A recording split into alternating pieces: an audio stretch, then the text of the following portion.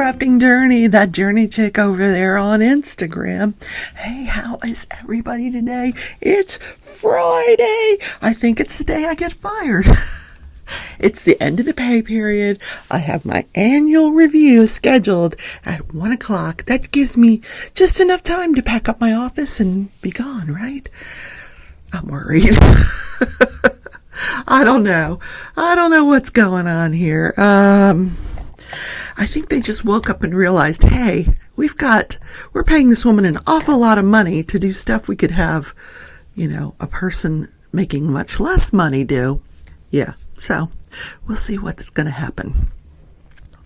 Anyway, please hit the like button today. He's going to follow me around all day with a box of tissues, just in case, because I'm such an emotional person. I wear my heart on my sleeve, and,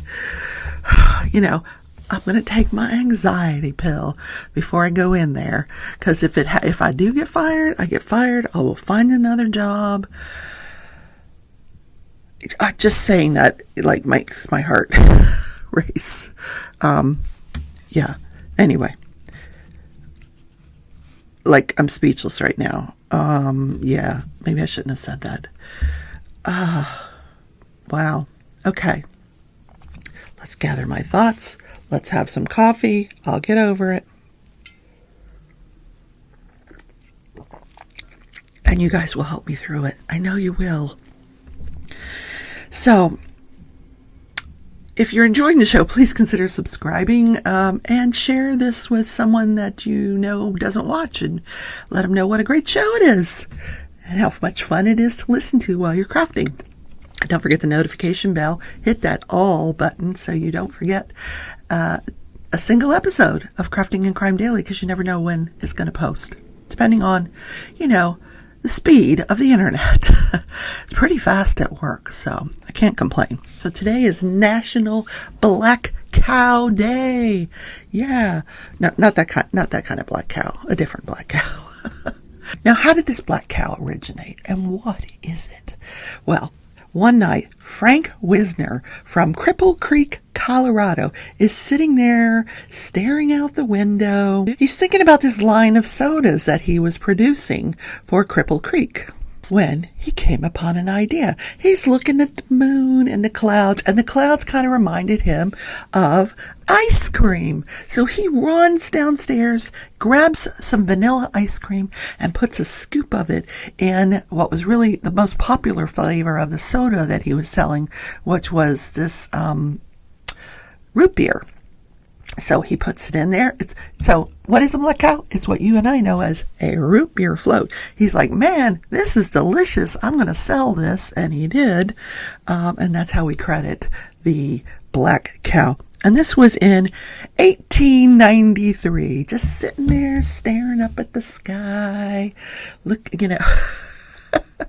and he invented a great dessert. My sister made one a few weeks back. I come in the kitchen. I'm like, what are you doing with the ice cream? And I'm making a root beer float. Oh, that's a good idea. Now, I'm not crazy about them. So I could, live without it. But it's good for a change, So if you're looking for a twist on a dessert, you got the kids over for a sleepover, let them make some root beer floats. Some black cows, as they're also called. So I made it through work yesterday. Like I said, they scheduled my evaluation for 1 o'clock today. We'll see what happens. Maybe I'll send out a community post whether I still have a job or not. I really am concerned about it. Really am. Given the trivialness of everything that occurred over the last year, I just don't know. I really don't know what's going to happen. So I'm a little concerned. But yesterday I found a way to elevate my leg at work. So every 30 minutes, or every 2 hours or so, I would get up, stretch a little, and then come back and elevate my leg for a little. So I got through the day, but I will say that my leg was swollen when I got home, at the end of the day last night. So the first thing I have to comment on before we get into crafting and crime, last night I debated, I wanted to go live for the January 6th hearings just to let you guys sit in the chat and have a conversation. But I felt like it was something I really wanted to listen to in some detail.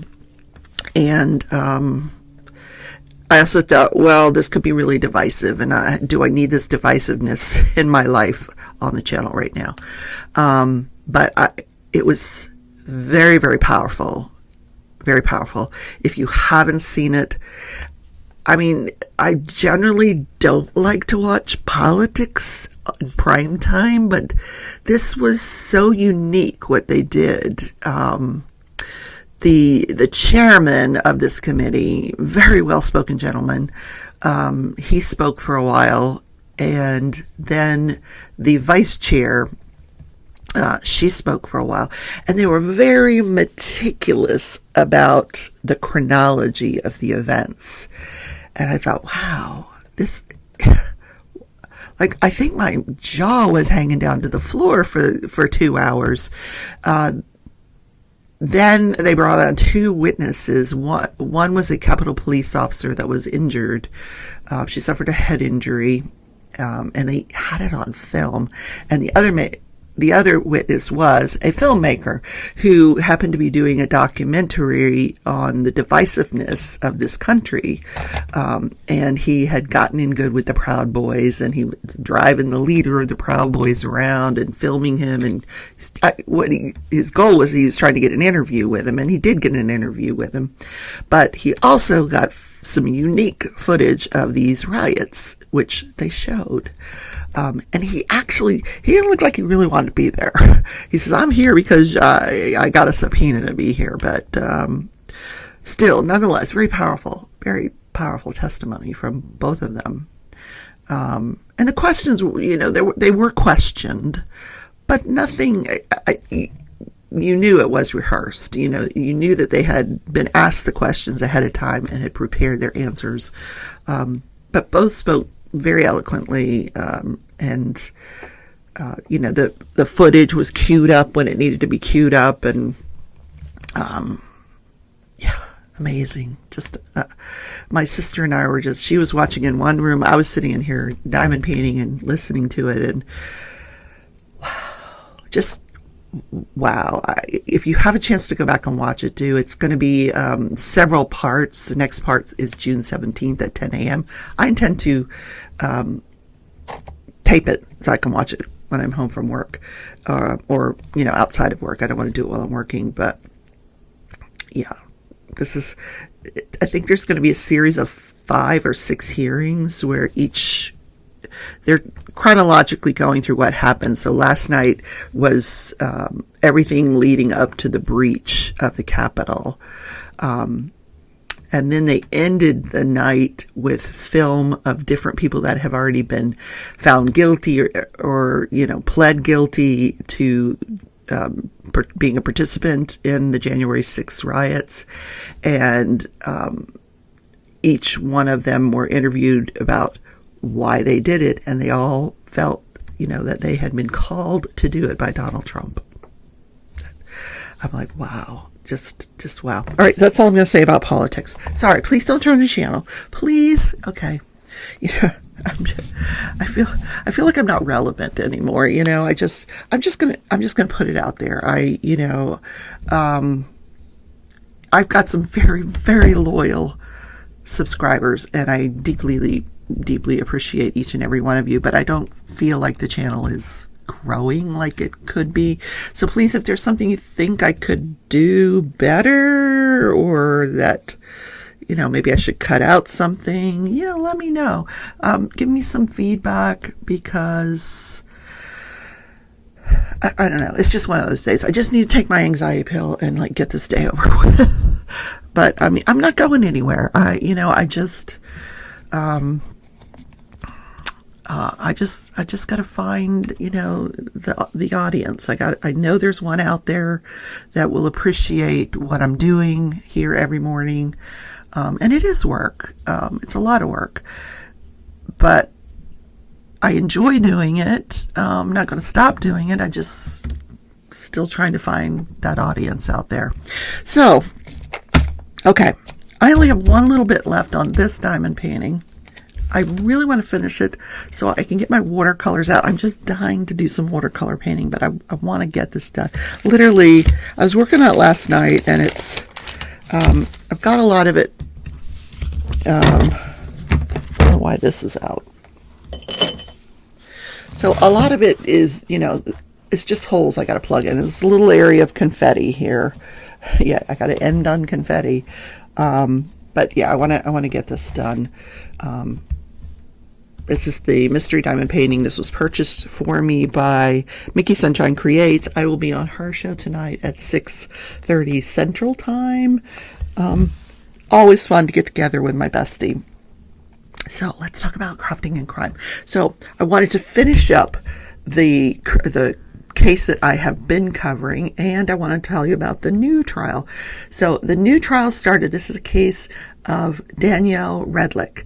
She's on trial for murdering her husband, who she stabbed. I'm going to pour some drills out. I got a diamond painting pen. I'm going to put the light pad on. If you want to know more about this light pad, it is an A2. Light pads come in different sizes, and the smaller the number, the larger the light pad. If you wanted an A1, it would be huge. This is an A2. You can start out with an A4, which is, you know, not too big. Or A3 is like just the right size if you're just starting to diamond paint. So that's just a little tidbit from me. So the case of Danielle Redlick, we had opening statements. You know, not terribly impressed with either side attorney-wise. I like the judge. She's black female. She seems really sweet. She seems really no nonsense. She does stick with the rules of the court pretty strictly. In other words, you know, there's you can tell a lot about a judge, you know, when there's the defendants, you know, when the attorneys have to ask permission to approach. A lot of judges will just say, you know, you don't have to just do what you need to do. You don't have to ask by permission. But, you know, she was letting them ask for permission every single time. It's kind of annoying after a while. So what did we learn from the plaintiff's opening statement? The prosecution. So this occurred on January 12th, 2019. She gets up that morning, and, you know, it's a morning just like any other. You know, the kids had slept over at somebody else's house. They had, you know, sleepovers. I've yet to figure out how old these children are. I've been trying to listen, and I get the sense that they're teenagers because they've been married for 17 years. So they were both not in the house. She comes down from upstairs. The house looks like a bloody massacre because there was a bloody massacre in the house. She gets on her phone and she starts checking her dating. She had joined a dating app sometime prior to this called mindful.com, and she goes on her dating app. Then after that, she goes over to her computer and she starts searching how to slit your wrist. And how long does it take to slit your wrist? How long does it take to bleed out? Then she calls 911, and she tells 911 that she came downstairs. She woke up. She came downstairs. Now, this is 11 hours after the murder occurred. 11 hours have gone by. She's on the phone with 911. She goes, yeah, my he's on the floor. He's dead. I think he had a heart attack. And the woman's like, you think he had a heart. Is he breathing up? No, he's not breathing. And then she goes into this other story. She's saying, I had a knife and he grabbed it and he stabbed himself. And so I ran upstairs and hid in the bathroom. And I came down this morning and he's dead. Okay. So there's another story. There's a third story out there. Now, Danielle is a stay-at-home mom. Her husband is this big, he had been for many, many years an executive with several different sports teams, NFL teams, NBA teams, and he moved them around quite a bit. Now, as I hinted to you in previous episodes, this guy had lived with her mother for 3 years. They had gotten married after living together for 3 years.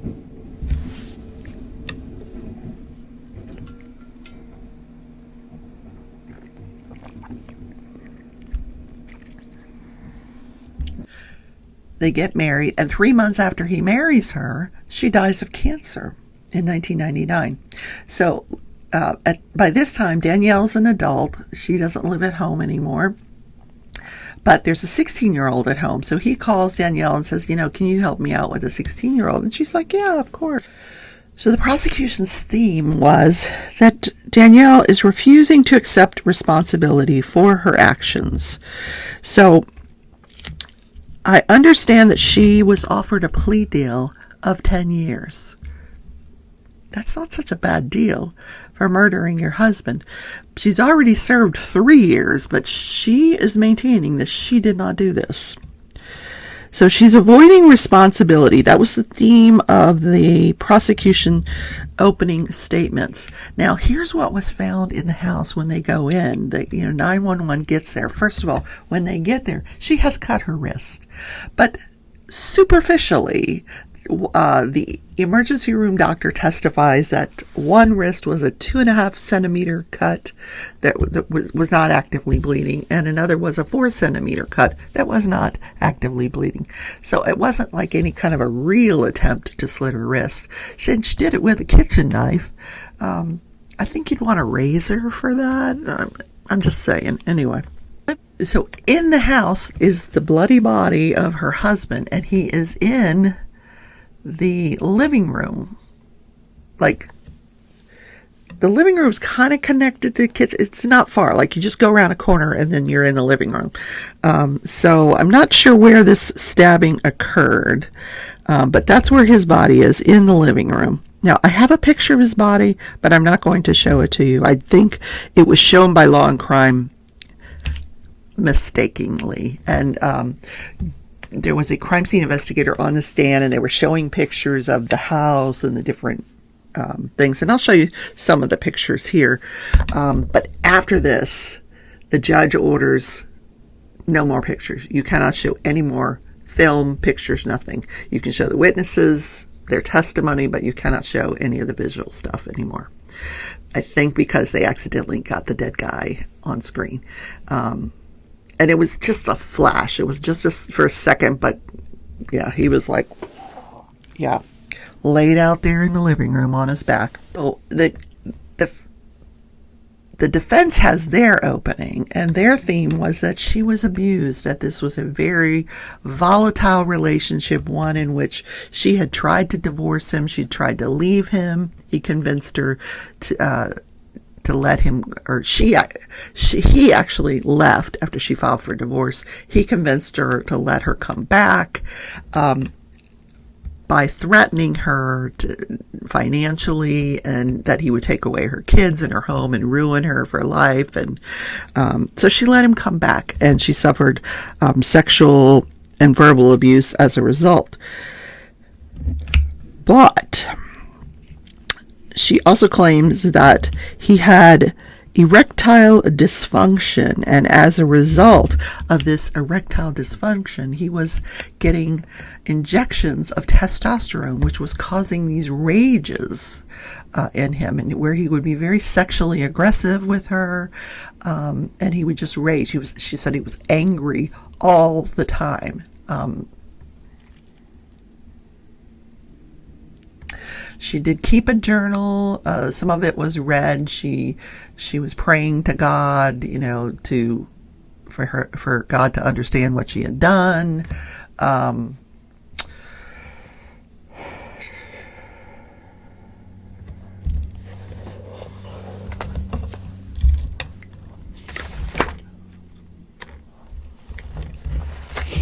Now, the defense gets up there for their opening statements, and here's the next story. They're in the kitchen, they're fighting. Like I said, the kids had gone for sleepovers somewhere else. Having an argument, he pulls her up by her hair, slams her against the island. He's roughing her up. She reaches into a drawer, she grabs a knife, and she stabs him in the shoulder. And he's so startled, he lets her go. She runs up the stairs, hides in the bathroom.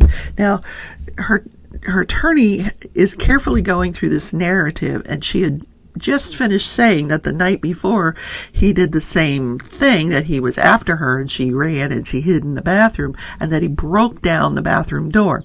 So my question is, did he fix the bedroom door that day, the bathroom door? Because now you've run upstairs and you're hiding in the bathroom again. Well, isn't the door broken? I mean, how safe is that really your safe place? Because the door's broken, and he busted it down the day before.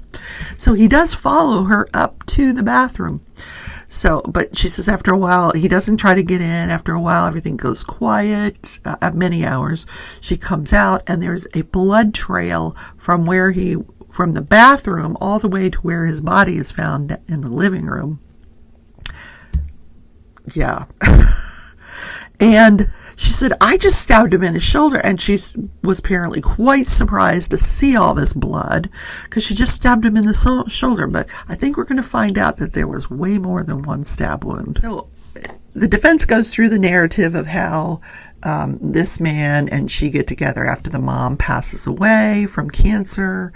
She helps with her sister, Melanie, and like I said, this guy's always moving. So he gets a job in Memphis, but he flies Danielle down there every weekend. Because before this, they had kind of just been dating, going different places. And so he wanted Danielle to go with him, and she's like, no, I really don't want to do that. So he buys her a plane ticket every weekend. She goes down to see him, and finally he convinces her to move down there. They get married. They have 2 children, Jaden and Sawyer. Now, her attorney also says that along with this testosterone, he was also drinking, and then that was getting really bad. He was increasing drinking, and the night of the stabbing, he was working on a bottle of vodka.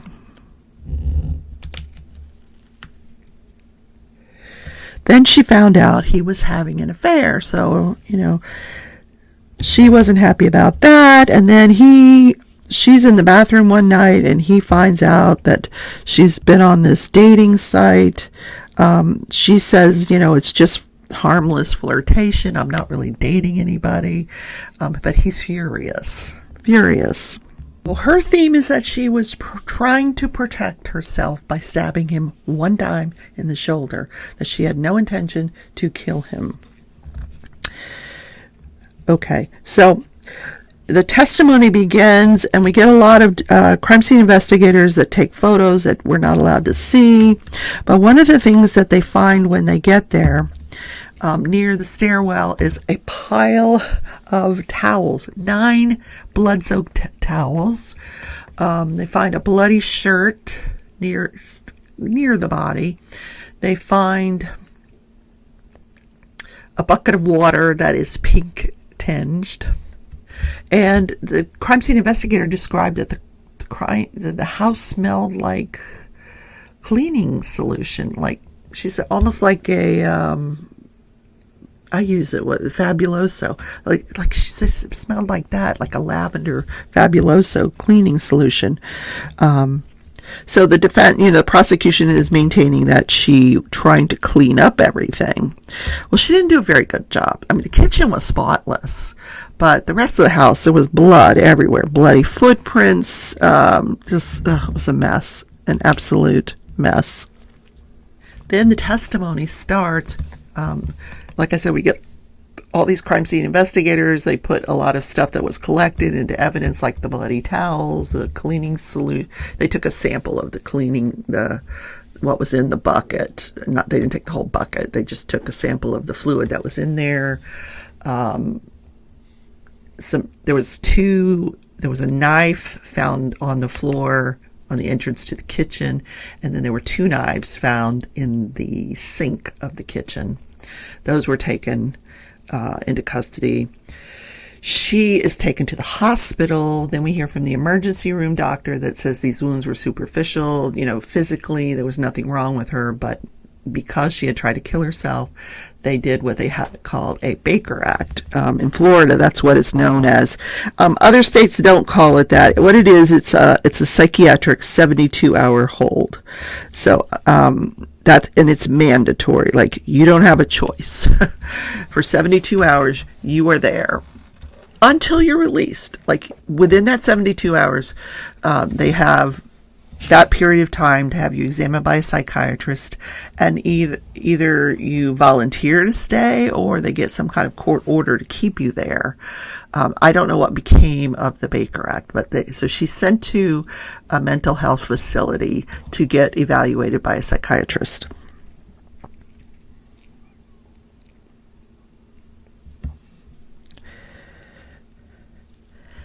So that's as far as I got with the testimony. But we're not going to see any more pictures. Yep. Now, the other case that I'm covering, I feel like I should do that tomorrow, because it's already, we're already 30 minutes in.